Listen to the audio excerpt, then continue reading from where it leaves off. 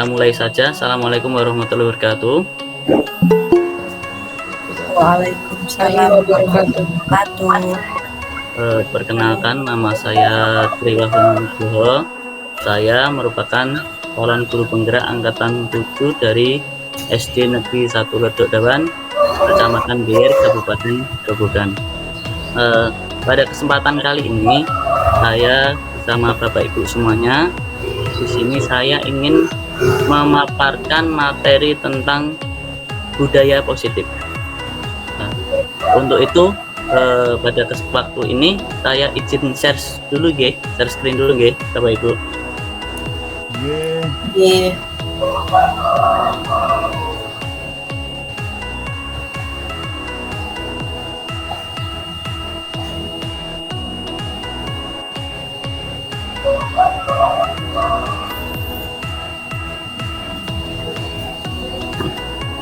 Nah, dalam budaya positif ini merupakan salah satu bagian dari modul 1.4 dari modul materi guru penggerak. Sebelum masuk dalam kegiatan intinya, mari kita lakukan ice breaking terlebih dahulu. Coba salah satu yang ada di sini Bapak Ibu, saya minta untuk memilih salah satu angka. Coba Pak Tristiawan, minta nomor berapa? Nomor 3. Nomor 3. Nah, coba Bu Ririn, nomor berapa Bu? Nomor 5. Nomor 5. Coba, masih belum sama. Coba yang lainnya, siapa yang mau mencoba? Ya, Pak. Nomor berapa, Mas? Nomor 7, Pak. Oh, nomor 7. Terus sama satu yang lagi nomor berapa? 8. Oh, 8. Oke, 8. Oh, masih belum sama lagi. Ternyata masih belum sama. Yang lainnya mungkin ingin mencoba nomor berapa? Sampai permainan ini selesai. 6. Oh, nomor 6. Oke, nomor 6. Sama nomor berapa tadi? Ada yang sudah sama tadi, ada yang keluar. Masih ingat? Ada. Berapa? Oh iya, betul 3. sekali. Nomor 3. Terus lanjut lagi. Nomor berapa? 4. Oh, 4. Oke, 4.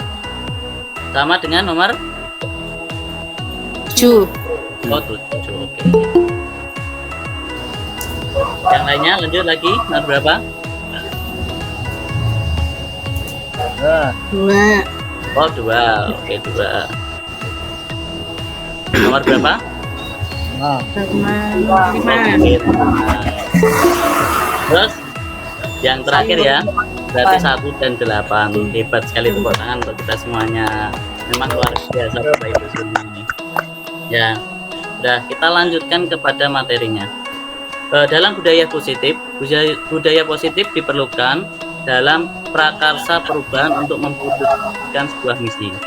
Jadi kalau kita ingin melakukan perubahan agar visi kita tercapai, budaya positif merupakan salah satu prakarsa untuk mewujudkannya. Nah, di dalam budaya positif ini terdiri dari disiplin positif dan nilai kebajikan. Yang kedua, teori motivasi, hukuman, penghargaan dan restitusi. Yang tiga, keyakinan. Yang keempat, kebutuhan dasar manusia dan dunia berkualitas. Yang kelima, restitusi 5 posisi kontrol. Yang keenam yaitu segitiga restitusi. Nah, kita lanjutkan ya. Nah, konsep disiplin positif dan motivasi. Makna kata disiplin? Kata disiplin juga sering dihubungkan dengan hukuman, padahal sesungguhnya berbeda. Karena belajar tentang disiplin positif dengan memberikan hukuman, justru itu adalah salah satu alternatif terakhir kalau tidak perlu digunakan sama sekali. Adapun berkaitan dengan disiplin, ini beberapa faktor yang mempengaruhinya. Ada dari yang pertama, Anda tidak bisa mengontrol orang lain. Jadi kalau kita itu ingin menanamkan disiplin kepada anak, itu sebenarnya poin yang pertama ini, kita itu sebenarnya untuk menanamkan hal kedisiplinan itu dari diri anak sendiri. Jadi kedisiplinan itu sebenarnya bisa dikontrol, ya. Itu yang kedua. Kemudian ada namanya semua perilaku memiliki tujuan. Yang pertama yaitu teori motivasi. Jadi mungkin anak itu disiplin juga karena faktor orang lain, atau untuk menghindari hukuman, mendapatkan imbalan, atau untuk menghargai dirinya sendiri. Yang kedua berikutnya yaitu untuk model berpikir menang, kolaborasi, konsensus, menciptakan pilihan-pilihan baru. Jadi ini juga sama. Jadi dia itu disiplinnya juga karena menghindari hukuman tadi. Menghindari hukuman untuk tidak membuat bersalah terhadap temannya. Jadi misalkan kita punya teman, temannya itu jangan sampai karena perilaku kita tidak baik, temannya juga ikut kena. Itu jangan sampai. Itu namanya di dalam 5 posisi kontrol tersebut. Terus yang berikutnya yaitu berdasarkan 5 kebutuhan dasar manusia. Jadi motivasi itu tergerak atas dasar kebutuhan manusia, baik bertahan hidup, penguasaan, kasih sayang, kesenangan, dan kebebasan. Selanjutnya, disiplin positif adalah cara kita mengontrol diri dan bagaimana menguasai diri untuk memilih tindakan yang mengacu pada nilai-nilai yang kita hargai agar tercapai tujuan yang mulia yang diinginkan. Disiplin positif merupakan unsur utama dalam terwujudnya budaya positif yang kita cita-citakan di sekolah kita. Tujuan dari disiplin positif adalah menanamkan motivasi kepada murid kita, yaitu untuk menjadi orang yang merdeka yang diinginkan dengan nilai-nilai yang mereka percaya. Nah, di sini merupakan nilai-nilai kebajikan universal yang harus ada dalam diri manusia, yaitu seperti peduli, terus ada rajin, integritas, rasa hormat, dan lain sebagainya. Nah, sampai di sini Bapak Ibu mungkin ada pertanyaan, bagaimana anak itu harus disiplin, tapi disiplinnya jangan sampai karena hanya mendapatkan penghukuman, tapi disiplin dari dirinya sendiri. Mungkin ada pertanyaan, Bu Ririn? Iya, saya mau bertanya. Okay. Tadi kan dijabarkan tentang disiplin positif ya. Ya. Menurut Anda, seberapa penting sih disiplin positif itu? Ya, baik. Terima kasih atas pertanyaan yang sudah diberikan. Disiplin ini sangat penting, ya toh. Mungkin Pak Tristiawan tuh kemarin itu pernah buat status di Facebook mungkin atau WA, bahwasanya belajar itu sakitnya sementara tapi nikmatnya selamanya. Mungkin seperti itu ya Pak Tri? Pernah buat status? Hah? Agak lupa. Ya pernah kan, panjenengan kan itu dari PSHT itu kan latihannya sungguh luar biasa, kedisiplinan itu. Bapak, memang disiplin itu sangat penting. Kalau menurut saya sendiri, namanya disiplin itu adalah tonggak dasar dari sebuah kesuksesan. Jadi kalau tanpa disiplin, kesuksesan itu tidak akan tercapai, seperti itulah. Disiplin sendiri tadi dikatakan bahwa disiplin yang paling baik itu motivasinya yang harus ada dalam diri anak sendiri. Jadi jangan sampai kita itu mengarahkan disiplin tapi karena hukumannya. Misalkan anak itu bergerak sesuatu atau ingin melakukan sesuatu karena kita inginkan, dengan di belakangnya ada hukumannya. Nah, hal itu bisa terjadi dia melakukannya, tetapi ketika tanpa ada hukuman tersebut, anak itu tidak akan melakukan apa yang kita minta lagi, seperti itu. Jadi otomatis, apalagi kalau anak itu sudah dewasa, kalau hanya sebatas ditekan dengan hukuman, tidak mempan seperti itu. Nah, untuk itu dalam penanaman disiplin ini harus dari dirinya sendiri, dari motivasi intrinsiknya, ya. Mungkin seperti itu Bu Ririn yang bisa disampaikan. Iya, terima kasih atas jawabannya. Ya, baik ya. Mari kita lanjutkan. Nah, berikutnya hukuman konsekuensi dan restitusi ya. Hukuman, konsekuensi dan restitusi adalah tindakan pada suatu pelanggaran namun tidak. Hukuman bersifat satu arah dari pihak guru yang memberikan murid hanya menerima satu hukuman tanpa melalui suatu kesepakatan atau pengarahan dari pihak guru, baik sebelum atau sesudahnya. Hukuman yang diberikan berupa fisik maupun psikis. Murid atau anak disakiti oleh suatu perbuatan atau kata. Jadi ini sering terjadi, nggih. Berarti hukuman itu dari satu pihak begitu. Kemudian ada konsekuensi, suatu yang sudah terencana dan sudah disepakati, sudah dibahas dan disetujui oleh murid dan guru. Mungkin Pak Anas bisa menjelaskan atau memberikan contoh konsekuensi yang sudah dilaksanakan di sekolahnya bagaimana? Seperti apa? Pernah nggak membuat konsekuensi antara guru dengan murid atau siswa?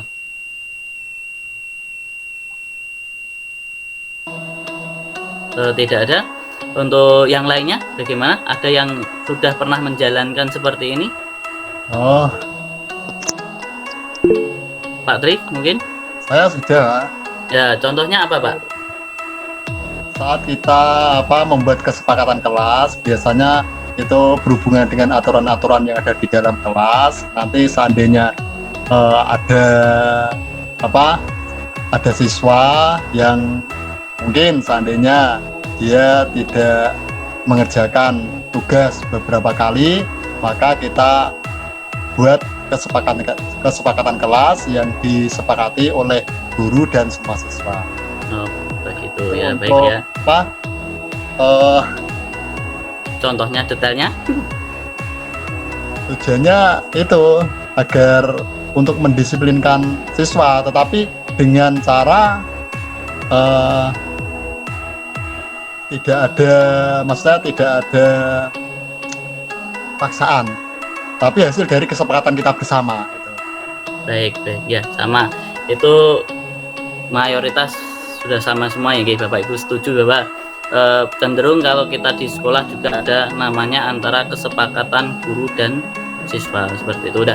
Yang berikutnya yaitu adalah proses menciptakan kondisi bagi murid atau restitusi, yaitu proses untuk menciptakan kondisi bagi murid untuk memperbaiki kesalahan mereka sehingga mereka kembali pada kelompok mereka dengan karakter yang lebih kuat. Nah, kalau yang restitusi ini Bapak Ibu, sini misalkan ya anak itu melakukan pelanggaran, ya kita tidak boleh serta-merta untuk memberikan hukuman atau memberikan labeling buruk pada anak, tetapi kita harus gali informasi tentang siswa tersebut, mengapa siswa itu melakukan hal tersebut.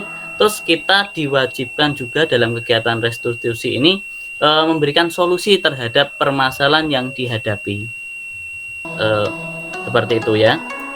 Yang berikutnya, di sini ada beberapa perbedaan antara hukuman dan konsekuensi. Coba nomor 1, mencatat 100 kali dalam buku kalimat saya tidak akan terlambat lagi karena terlambat sekolah. Nah, ini termasuk hukuman atau konsekuensi kira-kira Bapak Ibu? Kalau ada kalimat seperti ini, mencatat 100 kali dalam buku kalimat saya tidak akan terlambat lagi karena terlambat ke sekolah, kira-kira masuk kategori hukuman atau konsekuensi? Bagaimana? Bu Dwi mungkin?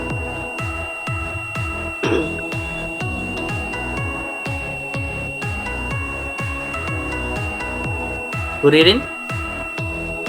Masuk hukuman mungkin. Oh ya, mungkin coba kita lihat ya. Oh ya, betul sekali ya, masuk hubungan. Tepuk tangan untuk Bu Ririn ya. Yang lainnya, ayo. Yang nomor 2, lari mengelilingi lapangan basket 2 kali karena terlambat hadir di sekolah. Kira-kira masuk apa ya? Hukuman atau konsekuensi?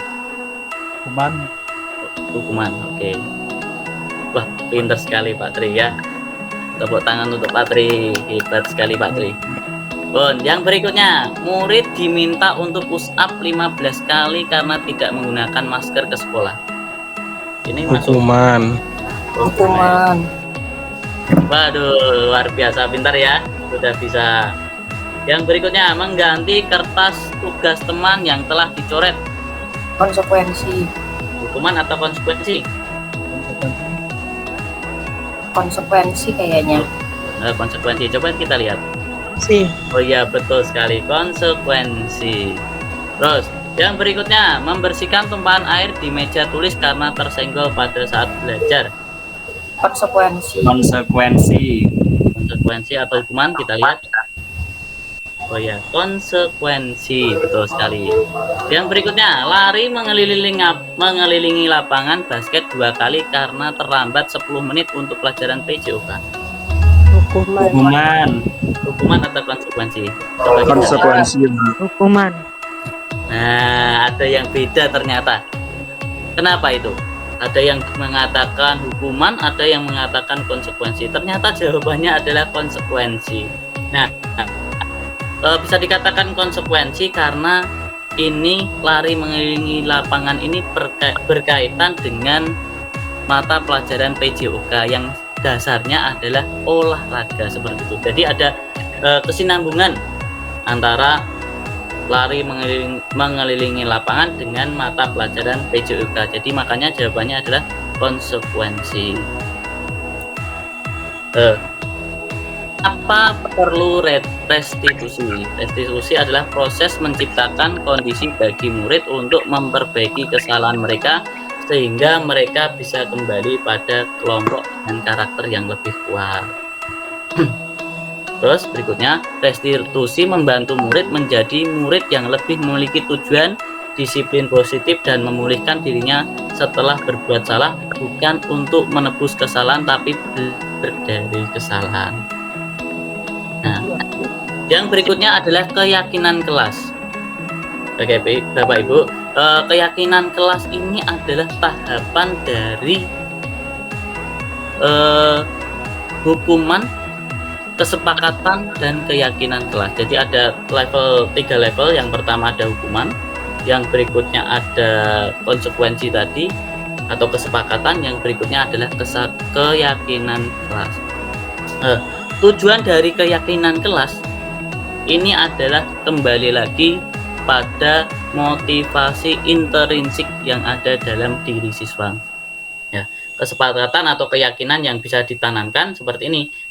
Kami, guru dan murid, saling menyayangi. Jadi mereka itu meyakini bahwa sebagai guru dan murid itu harus menyayangi. Yang berikutnya adalah murid yang semangat belajar. Kemudian kami murid yang peduli dengan teman-teman, seperti itu. Jadi kesepakatan kelas itu adalah bentuk dari motivasi intrinsik yang mana sadar posisi dirinya dan orang lain, seperti itu. Di sini kita lihat ada perbedaan hukuman, konsekuensi, dan restitusi.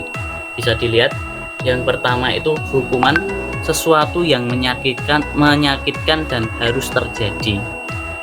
Yang berikutnya konsekuensi, suatu harus terjadi. Yang berikutnya adalah restitusi, merupakan sebuah pilihan. Jadi bisa kita lihat antara perbedaan hukuman, konsekuensi, dan restitusi, seperti itu Bapak Ibu. Mungkin bisa dibaca dulu Bapak Ibu tentang perbedaan hukuman, konsekuensi, restitusi. Lanjut G. Tambon. Lanjut G. Nah, mari kita lanjutkan.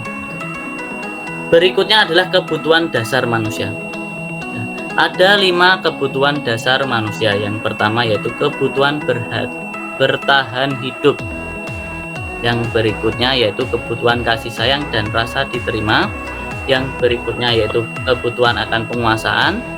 Yang keempat yaitu kebutuhan akan kesenangan. Dan yang kelima adalah kebutuhan akan kebebasan.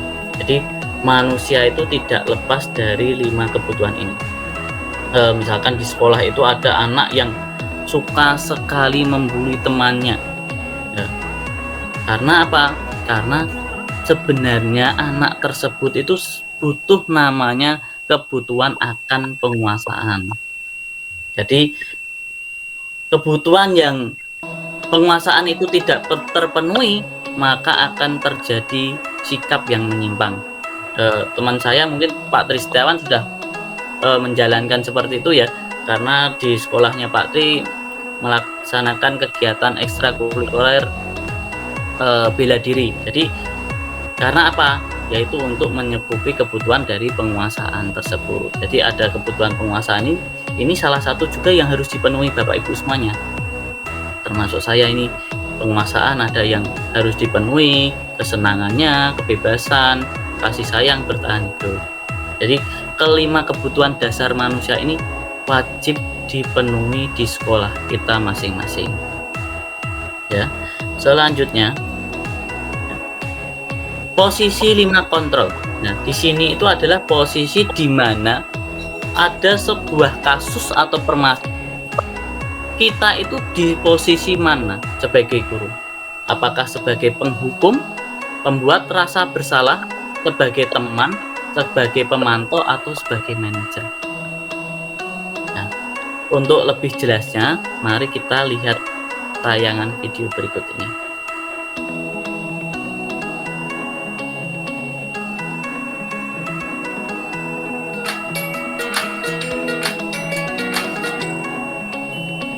Salam bahagia Ibu dan Bapak guru hebat. Dalam penerapan disiplin positif restitusi, salah satu program yang dikembangkan adalah 5 posisi kontrol. 5 posisi kontrol dalam restitusi adalah proses perjalanan seorang pendidik agar dapat mengenali dirinya.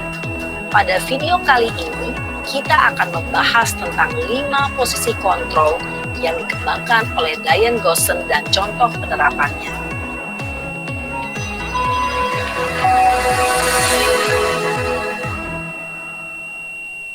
5 posisi kontrol itu adalah 1. Posisi penghukum. 2. Posisi pembuat merasa bersalah. 3. Posisi teman. 4. Posisi pemantau atau monitor.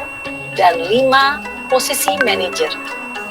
Untuk lebih memahami kelima posisi tersebut, mari kita saksikan kasus Naren yang terlambat hadir 20 menit di sekolah dan melihat bagaimana kelima posisi kontrol dalam menghadapi masalah tersebut.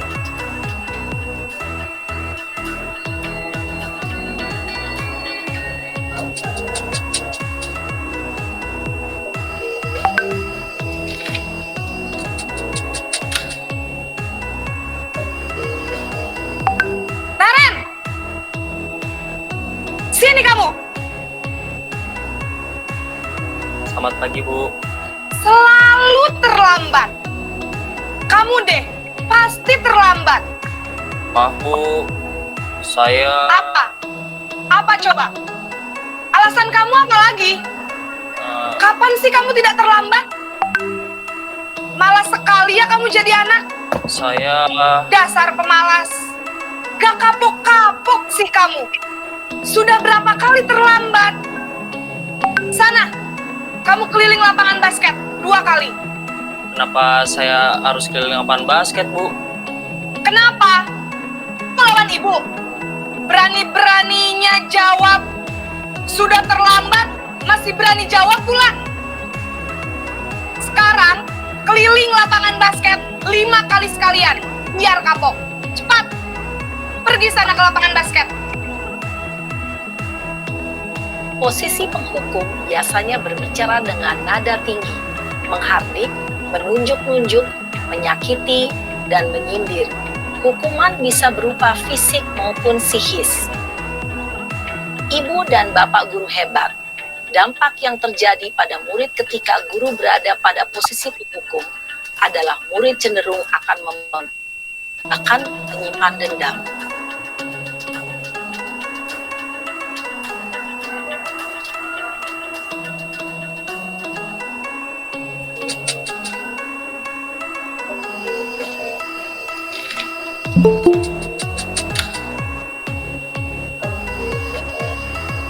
Naren!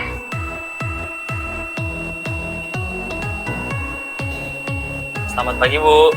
Naren, kamu kenapa terlambat lagi, nak? Ya Tuhan, Naren. Kamu senang ya bikin ibu susah ya? Kalau kamu terlambat lagi, nanti ibu yang ditegur bapak kepala sekolah, nak. Disangka ibu tidak bisa membina kamu. Duh, gimana ini? Maaf, Bu. Duh, Gusti Naren. Kamu suka ya kalau ibu ditegur bapak kepala sekolah? Terus, sekarang ibu harus tulis apa ini di buku absen? Ini kamu sudah sering terlambat loh. Ibu harus apa coba? Maaf, Bu. Maaf sekali. Ya sudah, lain kali jangan bikin ibu susah lagi ya nak ya. Ibu tidak akan kuat lagi kalau kamu begini terus. Bisa jantungan kalau ibu tegur bapak kepala sekolah. Sana cepat ke kelas. Maaf ya, Bu. Maaf sekali.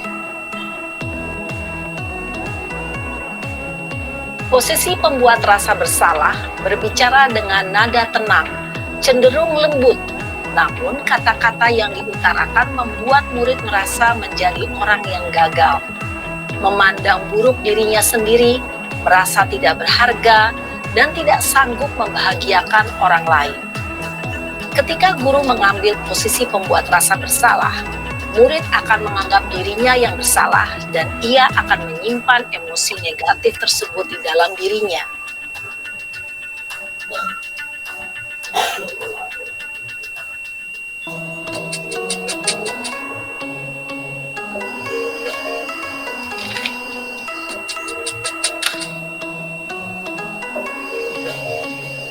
Naren!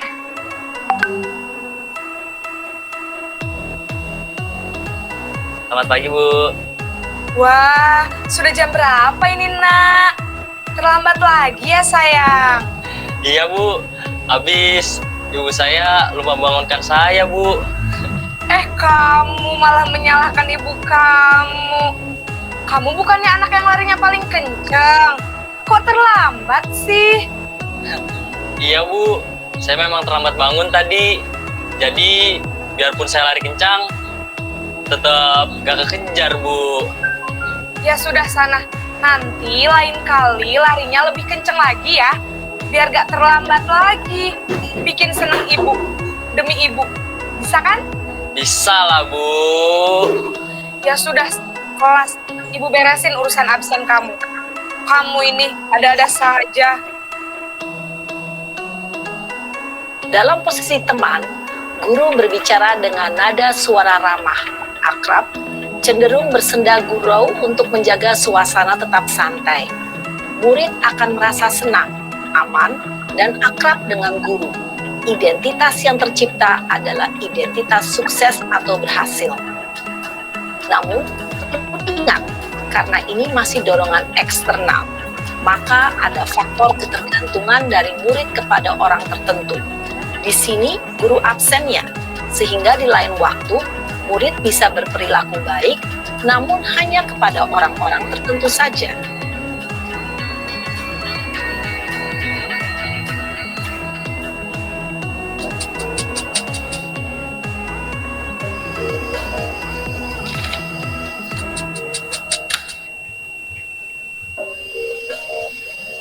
Naren!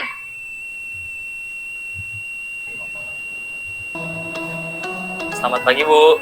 Naren, apa peraturan sekolah kita tentang jam berapa kita harus masuk sekolah, nak? Kita harus di sekolah jam 7, Bu. Iya, betul. Sekarang sudah jam 7.20. Naren sudah tahu konsekuensinya jika terlambat hadir. Paham, Bu. Saya harus tinggal kelas pas jam istirahat selama 20 menit. Ya, benar. Konsekuensinya demikian. Jadi nanti jam 9.30, pas istirahat, kamu harus tinggal di kelas, kerjakan tugas tambahan untuk ketertinggalan kamu, ya? Baik, Bu. Posisi pemantau mengandalkan penghitungan atau data untuk mengontrol murid. Guru mengarahkan murid aturan dan konsekuensi. Seorang pemantau menunjukkan bahasa tubuh dan ekspresi wajah yang datar dan cenderung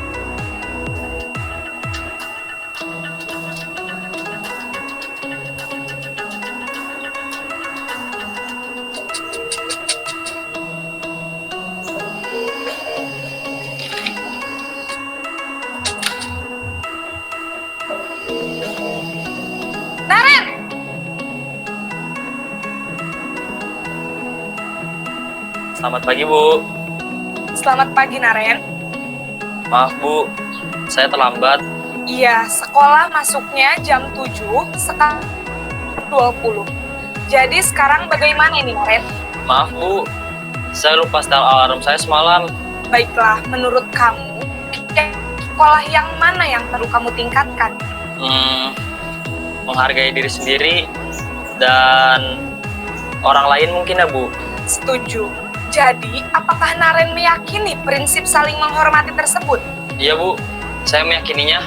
Apakah Naren bersedia memperbaiki masalah keterlambatan ini? Bersedia, Bu. Bagaimana kamu akan perbaiki masalah keterlambatan ini? Saya akan coba untuk tidak lupa menyetel alarm saya, Bu.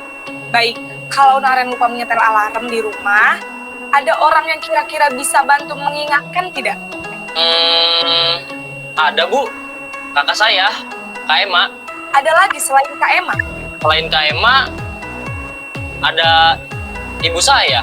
Baik, jadi yang mengingatkan Naren adalah Kak Emma dan ibu kamu ya? Kira-kira akan mulai setel alarm kapan, Naren? Setelah pulang sekolah, akan segera saya lakukan.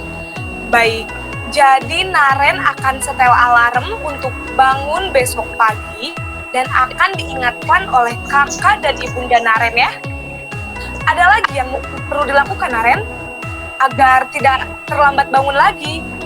Tidak ada, Bu. Baik, Naren. Terima kasih untuk kerjasama kamu.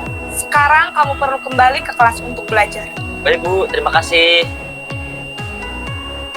Posisi manajer adalah posisi kontrol yang disarankan untuk membimbing murid memiliki sikap disiplin yang positif, yaitu murid yang mandiri, bertanggung jawab, dan dapat menyelesaikan masalah. Tujuan dari posisi ini adalah agar murid dapat berefleksi atas tindakannya. Guru akan dengan tulus memberikan pertanyaan-pertanyaan bermakna, sehingga membuat murid dapat belajar dari kesalahannya dan mencari sebuah solusi untuk menyelesaikannya. Ibu dan Bapak guru hebat, setelah mengamati adegan kelima posisi kontrol tadi, kira-kira posisi mana yang paling ideal? Posisi mana yang dapat menunjang motivasi intrinsik murid? Ya, tentu posisi manajer. Posisi ini memang posisi ideal yang ingin dituju setiap pendidik. Pada posisi inilah, guru dapat menerapkan disiplin positif yang berpihak pada murid, yang memerdekakan murid. Perjalanan seorang pendidik tentunya tidak mudah untuk sampai pada posisi seorang manajer. Namun, tujuan kita pasti, yaitu menciptakan murid-murid yang mandiri, merdeka, dan bertanggung jawab. Semoga penggambaran 5 posisi kontrol yang telah diperlihatkan ini dapat menjadi ajang refleksi bagi kita semua, agar dapat terus mengasah dan menerapkan disiplin positif yang memerdekakan murid. Mari terus berlatih dan bersemangat. Selamat menerapkan. Salam dan bahagia, Ibu Pak Guru hebat.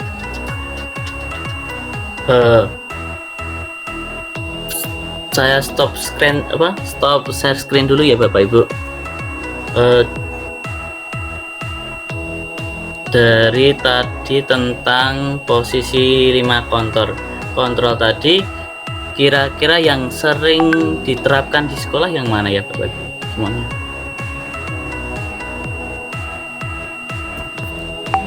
Mungkin bisa dimasukkan dalam chat box.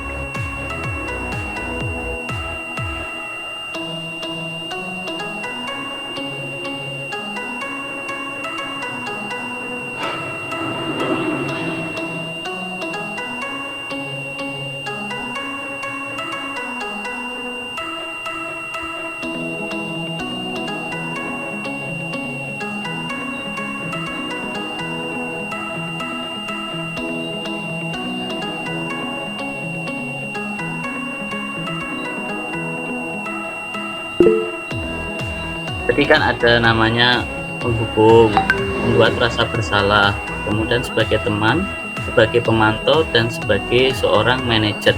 Kira-kira yang paling sering diterapkan di sekolah dalam menghadapi suatu persoalan atau kasus yang mana kira-kira? Pak Tain mungkin bisa ditulis di chat box. Iya Pak.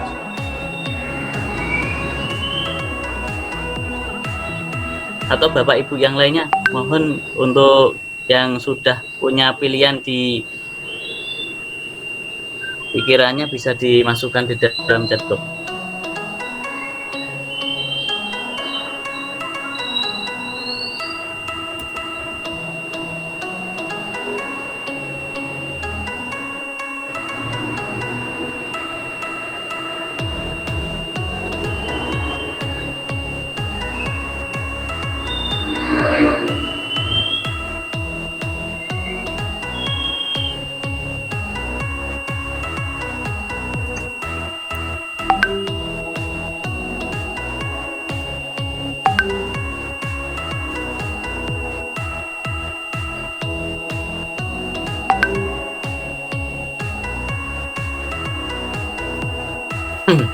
Di situ kan ada di chatbox itu ada saya tulis tuh sebagai penghukum atau pembuat rasa bersalah, sebagai teman, sebagai pemantau atau sebagai manajer. Kira-kira yang sering kita lakukan saat menghadapi persoalan masalah yang ada di sekolah itu saya ingin lihat itu kira-kira. Dari 5 itu posisi kontrol itu satu yang sering kita terapkan di sekolah itu posisi apa kira-kira?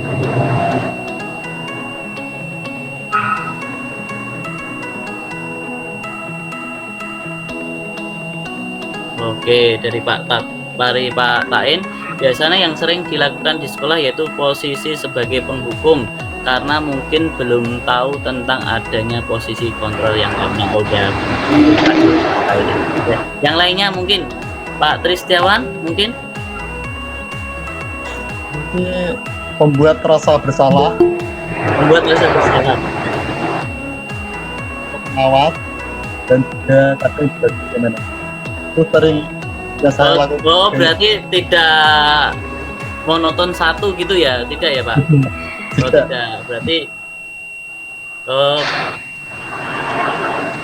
Pak Gifni juga mengatakan pembuat bersalah masih sering ya?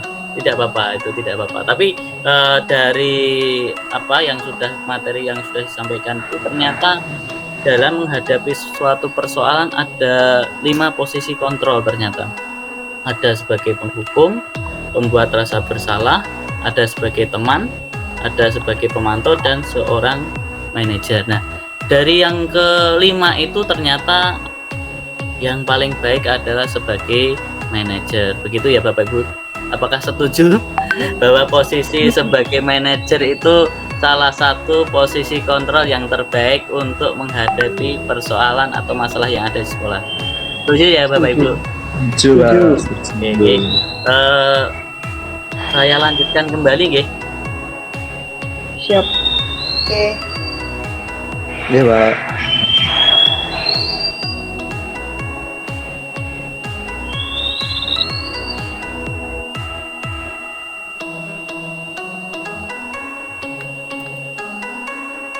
Yang berikutnya yaitu segitiga restitusi. Segitiga restitusi merupakan tahapan tindakan yang dilakukan untuk guru membawa murid menaati kesepakatan atau keyakinan kelas yang telah diterapkan dan mengakui secara sadar dan terbuka ketika melakukan kesalahan serta merasakan kenyamanan ketika sudah berperilaku jujur.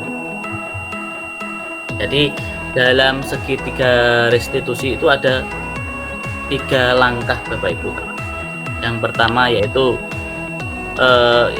yaitu menstabilkan identitas, validasi kebutuhan. Yang berikutnya adalah menanyakan keyakinan kelas. Mungkin bisa kita lihat contoh video yang telah saya lakukan tentang kegiatan segitiga restitusi ini Bapak Ibu.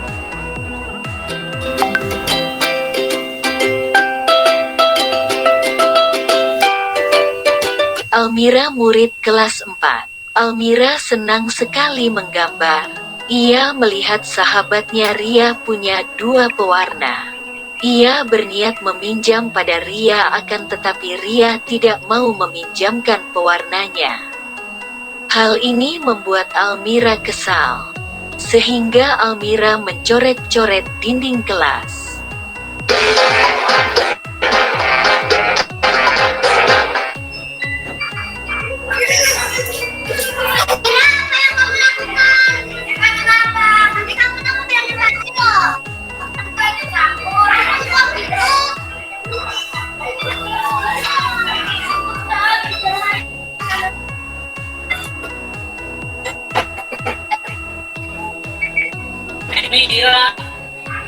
coba ke sini. Ya.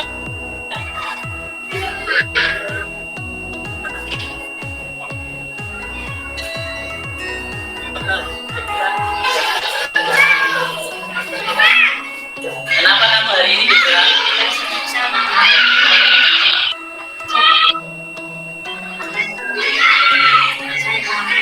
Terus apa yang kamu lakukan?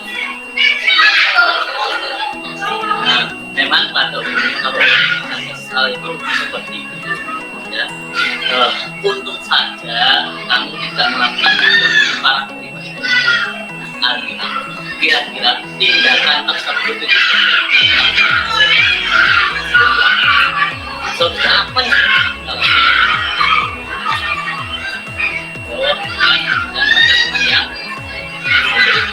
besok lain lagi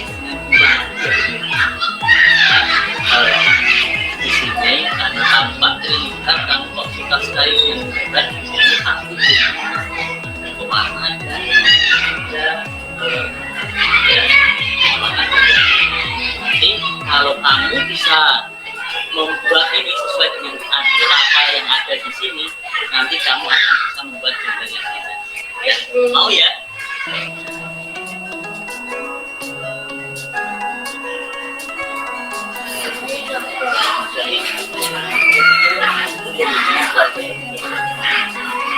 Oh ya.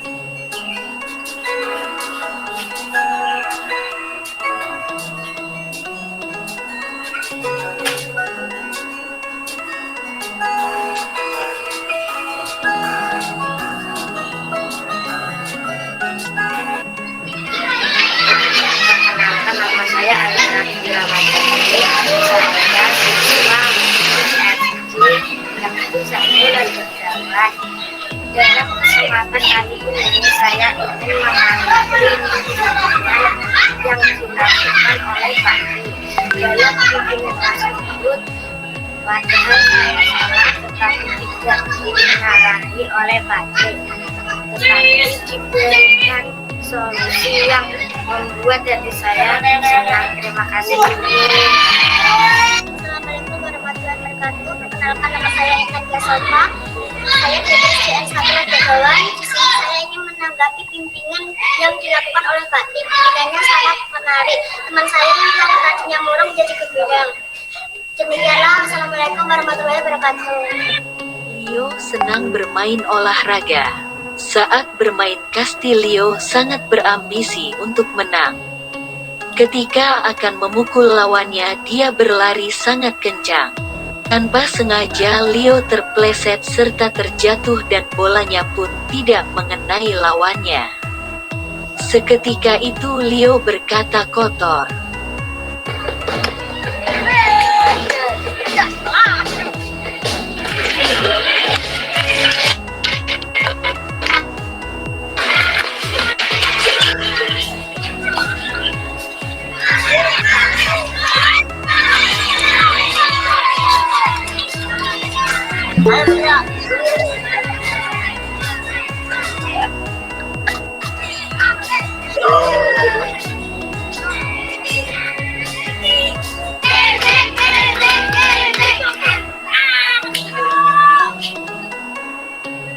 Siapa yang bergerak kotor tadi? Oh ya, coba masuk sini ke kantor dulu ya. Ini ayo, yuk.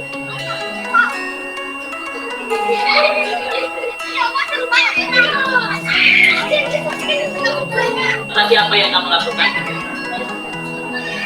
Nah, kira-kira kenapa kamu berkata begitu? Ya, berarti kalau kamu kali setiap orang pasti ya, tetapi harus menggunakan cara yang kira-kira kalau kamu tadi ceritakan ada hewan yang nanti bentuknya apa? Mancing itu mancing warnanya liurnya ya. Kira-kira kalau manusia bisa nasi tidak? Gimana nyari orang kemarin dengan kata lidah ini berkata kok. Nah itu ada Pak kasih saran kepada kamu akan dapat menangkan pertandingan. Coba kalau kamu itu main jangan menggunakan ambisi ya, jangan menggunakan ambisi. Jadi kalau kamu tidak menggunakan ambisi itu akan baik untuk diri sendiri. Nanti kami jatuh dong, baik untuk diri sendiri maupun orang.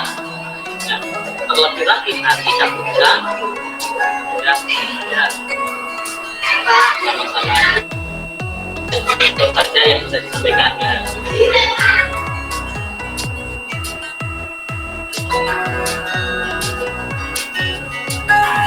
Coba diperkenalkan namanya siapa? Assalamualaikum warahmatullahi wabarakatuh. Perkenalkan nama saya Raditya Aprilia Desiano. Saya siswa di SD Negeri 1 Ledek Dawan. Nah, coba Rio, bagaimana tanggapanmu tentang bimbingan yang sudah dilakukan oleh Pak Tri? Bimbingan yang dilakukan oleh Pak Tri, bimbingan yang dilakukan tidak membuat saya takut, padahal saya berkata motor dengan keras. Selain itu apa, Rio? Pada bimbingan itu saya diarahkan untuk mengendalikan emosi, dan itu saya terapkan sehingga pada kegiatan kelas meeting kelompok saya mendapatkan juara 1 lomba pasti. Hal ini membuat saya senang. Terima kasih banyak Pak. Sama-sama. Demikian yang bisa disampaikan. Akhirul kalam. Wabillahi taufik wal hidayah. Wassalamualaikum warahmatullahi wabarakatuh.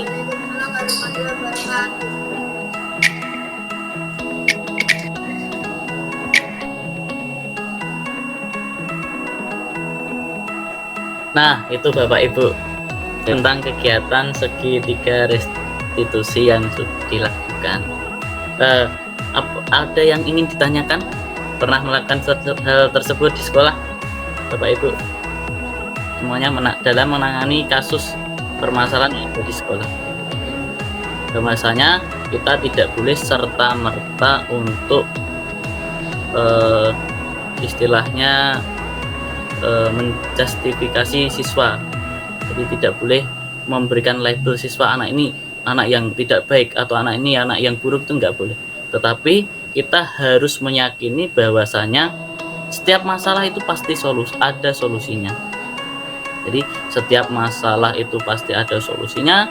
Kemudian seseorang atau anak berdasarkan latar belakang yang dialaminya. Maka dari itu kita harus gali dulu, anak itu melakukan hal tersebut tuh latar belakangnya apa. Kalau sudah tahu latar belakangnya apa, kemudian kita cari solusinya dalam penanganan masalah tersebut. Tadi saya contohkan tadi murid saya yang kasus yang pertama, murid saya itu tidak punya pewarna. Dia lihat temannya atau sahabatnya itu punya 2 pewarna, tetapi sahabatnya itu nggak meminjamkan pewarna tersebut. Nah, kemudian setelah melakukan bimbingan dengan saya nasihati, dan di situ saya itu delalah, bahasa Jawanya itu adalah kebetulan punya solusinya. Jadi teman saya yang waktu PPG, mungkin di sini ada juga yang PPG, terus ternyata punya salah satu pola gambar dari sebuah soal matematika. Jadi ada soal matematika yang tadi itu banyak sekali ya tuh.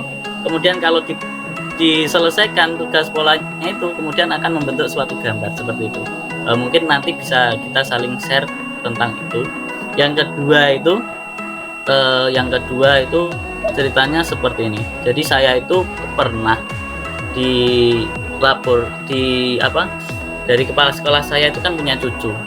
Kepala sekolah saya itu melaporkan pada saya bahwa cucunya itu dalam bermain game itu sering berkata kotor seperti itu. Nah, kata kotornya sama seperti tadi.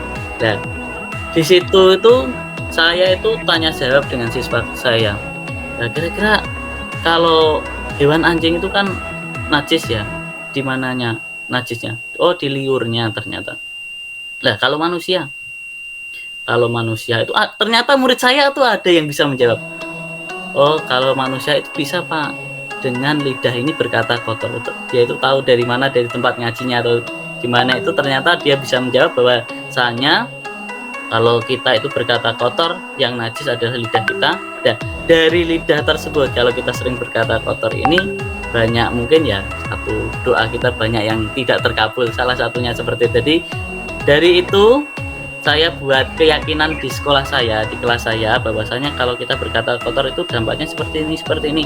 Dan mereka itu menyadari, punya motivasi intrinsik bahwasanya berkata kotor itu hal yang tidak bagus dan tidak boleh.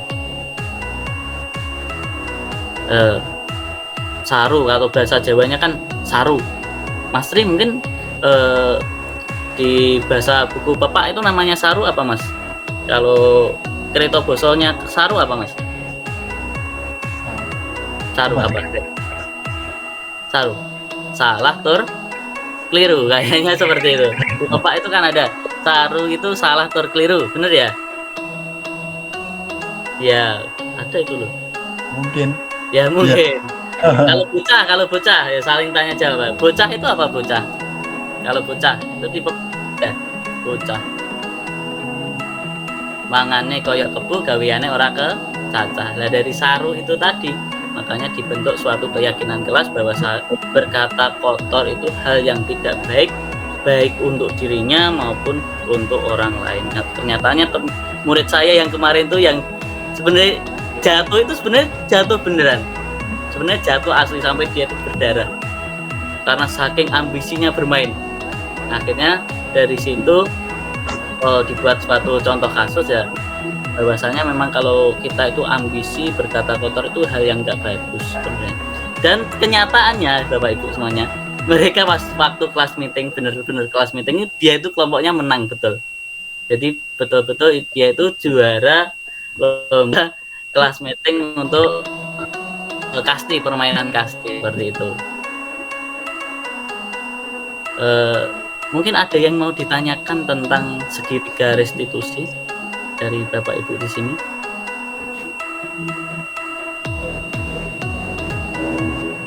Pak Tain mungkin? Tidak ada? Atau ada? Tidak, cukup Pak.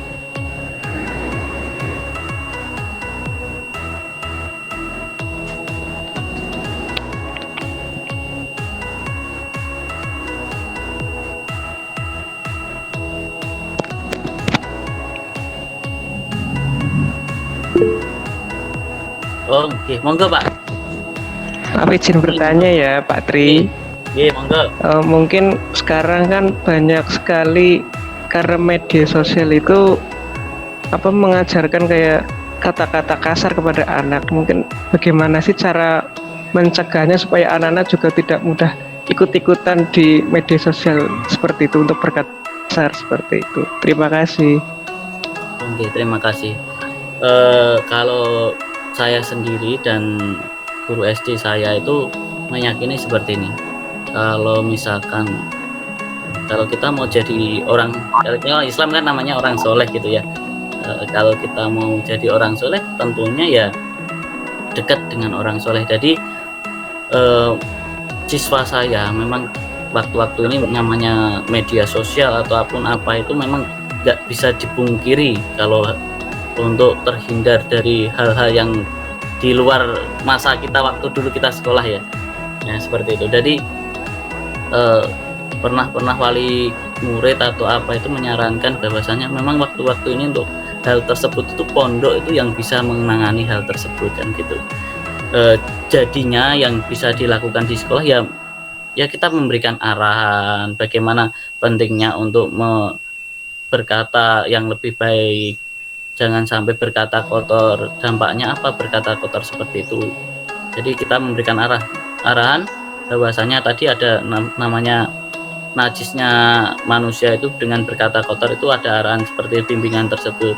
Ada bimbingannya Kemudian tak lupa untuk yang ada di sekolah itu memang sering kadang mengundang orang-orang yang ya dianggap alim lah di lingkungan tersebut, agar namanya tadi kembali lagi, kalau kita mau jadi orang soleh ya dekat dengan orang soleh gitu, seperti itu. Jadi kita selalu dekatkan, upayakan untuk mendekat orang-orang yang baik gitu, seperti itu.